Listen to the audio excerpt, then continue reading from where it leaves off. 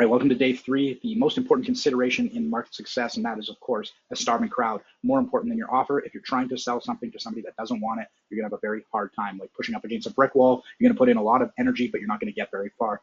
So this really comes down to disrupting. It doesn't matter if you're established or not established. If you're not constantly understanding the market and how it's changing, you're going to end up either evolving or being taken over by somebody that is willing to disrupt themselves. But of course, before you come up with the market, you need to determine, of course, what you're going to sell. And that is what we're going to go through today. This is what I did to come up with the original offer that I've been telling you about, the all-in-one business solution, the playbook, essentially. I went through these steps. First off, identifying core skills. So I'm asking myself, what can I do better, faster, more reliable than the average person? What specialized knowledge do I have that others might pay to have access to? What experience do I have, whether that's for myself, through others? And this falls into different categories. This could be the reporter, this could be practitioner. There's ways to pass experience that you have on to others. You have access to certain people that others might struggle to reach. You have proof such as testimonials, case studies, reviews, that sort of thing that you can use to lean on. So now if you're struggling to come up with what to sell, now this is a list of questions I used myself when I was determining what to get into. It may help you, it may not, but if you want, you can go through here, kind of ask some of these. You should end up with a pretty detailed idea of the different values that you can offer to the market, your different knowledge and skills that might help you find out where you might be best suited.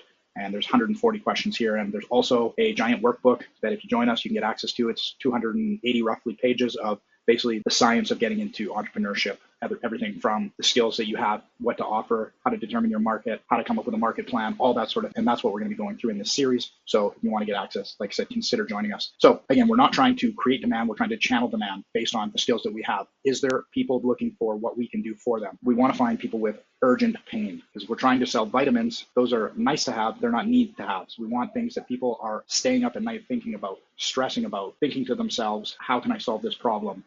And actively looking for people that might be able to help them. Now, when choosing the market to get into, there's a number of criteria that you're going to want to look at. First and foremost, it's probably going to fall into the big 3 categories. You've probably come across this before: health, wealth, relationships. But you need to niche down, and of course, niche down again, so that you're not diluting your message, trying to be too broad. You can always expand later, and it's going to also be very hard to do the steps that we're going to be doing soon, uncovering who that market consists of. So the criteria I was talking about that I was looking for: 1, purchasing power. Do they have money and can they afford what I'm trying to sell? 2, can I get in front of those people relatively easy? Nowadays, this is kind of irrelevant because of social media and things like Google. It's pretty easy to throw a message up in front of somebody. The categories are pretty vast, but as we'll see later when I start doing testing, we're not necessarily going to be niching down too far with our messaging. We're going to use our messaging to target broad and see who basically raises their hand. Next up, is the market stable or growing? You don't want to be going into dying markets, and you also probably don't want to be going after trends unless you're quick to act and you're good at that sort of thing, such as somebody that maybe sells Christmas ornaments or things related to holidays, and they're set up to do that every year, and they're not having to put together all the assets from scratch. Next, I was looking for a higher price point or continuity, or both. The reason being,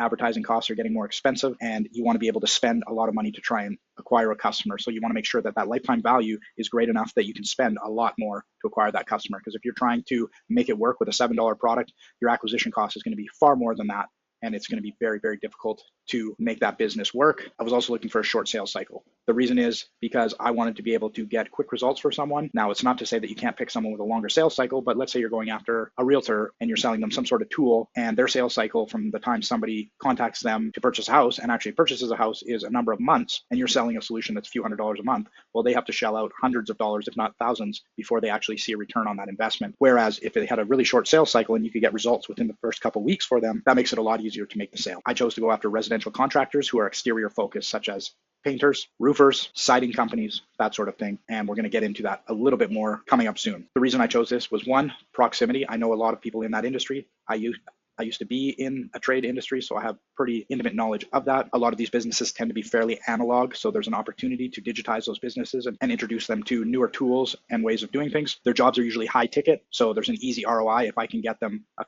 let's say, one new job that's worth $1,500 all the way up to tens of thousands, that's an easy sale. Their pain level is high because they often either struggle with leads or they get a whole bunch of leads all at once and they don't know how to handle them, and they often drop the ball, and their stress levels are high because it could be feast or famine for them and they don't want to miss opportunity. They're easy to reach nowadays, as I said earlier, but on top of the tools I listed, there's also Chamber of Commerce, industry associations, tons of forums, all those sort of things that we're going to look at going into and getting in front of them. They also have really good buying power.